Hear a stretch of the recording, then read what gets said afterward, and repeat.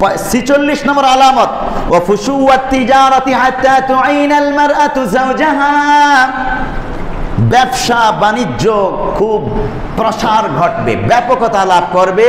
হাত্তা তুঈনাল মারআতু যাওজাহা আলা তিজারা, এমনকি মহিলারা পুরুষদেরকে ব্যবসা বাণিজ্যে সহায়তা করবে। বর্তমানে পুরুষ বেচারা দোকানদার দোকান চালায়, তাকে সহায়তা করার জন্য তার স্ত্রী বা কন্যা দোকানে বসে, আছে না? অফিস আদালত চালায় স্বামী, সন্তান, পুরুষরা তাকে সহায়তা করার জন্য স্ত্রী, কন্যা, মা অফিস চালায় কি চালায় না? চালায়। বড় বড় ব্যবসা বাণিজ্য ডিল করার জন্য শুধু পুরুষ না, নারীরাও ব্যবসা বাণিজ্য ডিল করতেছে দেশের এবং বিদেশের বায়ারদের সাথেও, আছে কি নাই?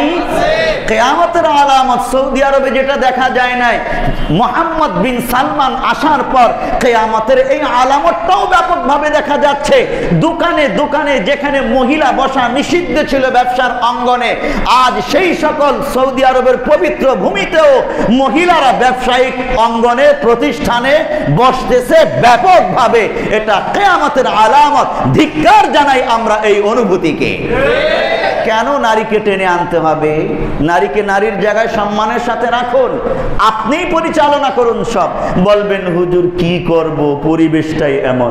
আরে শুধু ব্যবসা, নারীরা লিড দিতেছে, নেতৃত্ব দিচ্ছে, রাষ্ট্র চালাচ্ছে, পরিবারের মধ্যে ঘরের মধ্যে আমাকে চালাইতেছে নারী, আমি আর কি করব?